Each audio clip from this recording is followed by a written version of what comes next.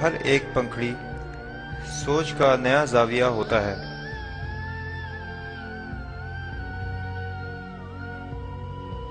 ہم زیادہ سے زیادہ زاویوں کو سمجھنے کے ذریعے سے دوسرے موجودات کے بارے میں زیادہ سے زیادہ علم حاصل کر لیتے ہیں۔ اس فہم و فراز سے ہم یہ جاننے لگ جاتے ہیں کہ موت کچھ نہیں ہوتی، ہم دراصل اندرونی وجود ہیں۔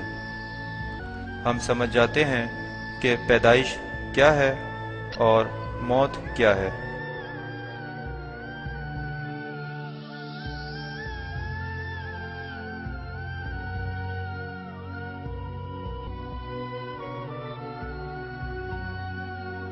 ہم اس دنیا میں کائناتی شعور کے ایک جز کی حیثیت سے آتے ہیں۔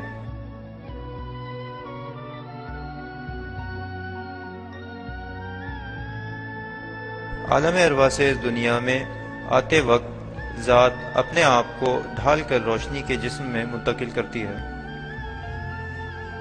ہم اس دنیا میں آتے ہیں تاکہ انفرادی تجربات سے گزریں۔ ان تجربات کے لیے ہماری روح ماں کے رحم کا انتخاب کرتی ہے۔ ہماری روح انتخاب کرتی ہے ماحول کا، صورتحال کا اور توازن کا۔ ہماری تمام زندگی کا نقشہ ذات کے نام سے پہچانا جاتا ہے۔ ماں کے انتخاب کے بعد روح یا شعور کا جز رحم میں داخل ہوتا ہے۔ شعور ماں کے رحم میں داخل ہو جانے کے بعد زندگی حاصل کرتا ہے۔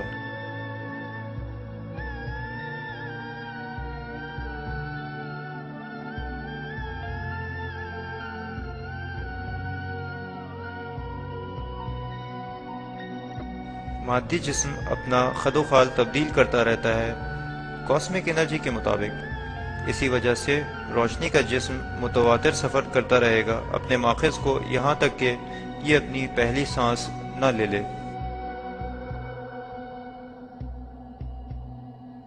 ماں کے رحم سے باہر آ جانے کے بعد یہ اپنی پہلی سانس لیتا ہے باہر کی دنیا میں۔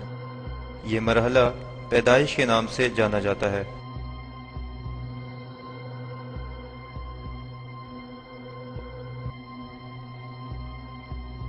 پہلے دن سے 7 سال تک ہمیں اپنے ماخذ یا سورس سے آگاہی رہتی ہے۔ 7 سال کی عمر سے ذہن اپنے خد و خال بنانا شروع کرتا ہے۔ یہ اپنی شکل 14 سال کی عمر میں مکمل کر لیتا ہے۔ وجدان 14 سال کی عمر سے متحرک ہونا شروع ہوتا ہے اور 21 سال تک مکمل پروان چڑھ جاتا ہے۔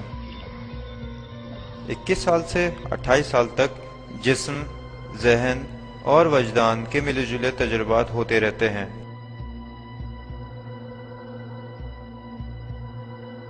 28 سال کی عمر سے زندگی ذاتی علم پر منحصر ہو جاتی ہے۔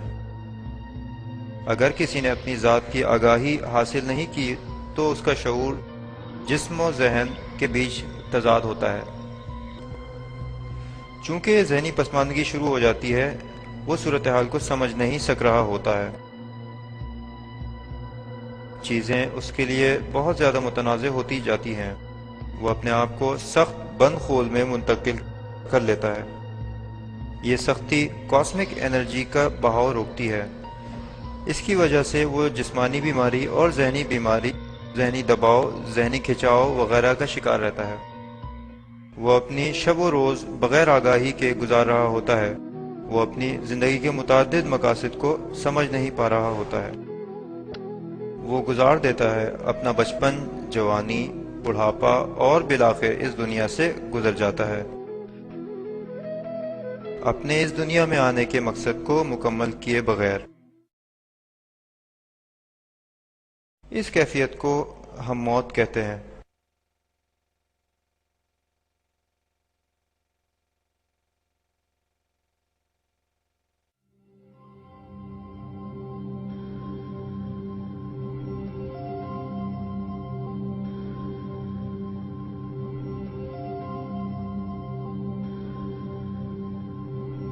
حتیٰ کہ موت کے بعد بھی اس سخت ذہن کی تہ جو نامناسب سمجھ کی ہوتی ہے، روح کو اپنے مقام پر پہنچنے سے روکتی ہے۔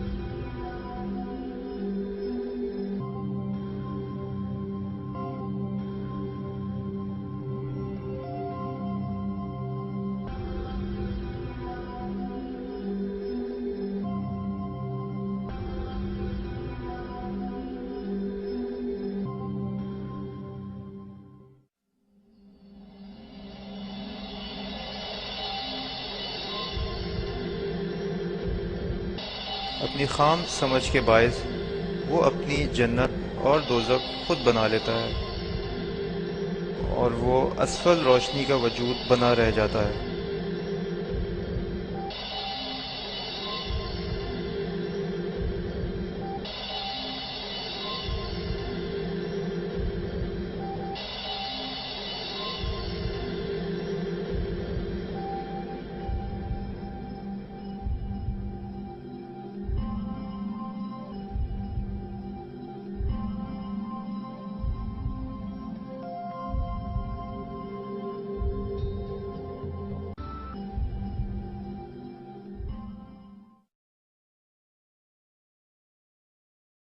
اس کے مقابلے میں اگر کوئی شخص ایک دفعہ اپنی زندگی کو ذات سے قریب رہ کر گزارتا ہے، وہ سلامتی کے ساتھ رہتا ہے تمام دی گئی صورتحال میں، یہاں تک کہ مرنے کے بعد بھی وہ اسفل شعور میں نہیں رہے گا اور اپنے سورس یا طے شدہ مقام پر واپس چلا جائے گا۔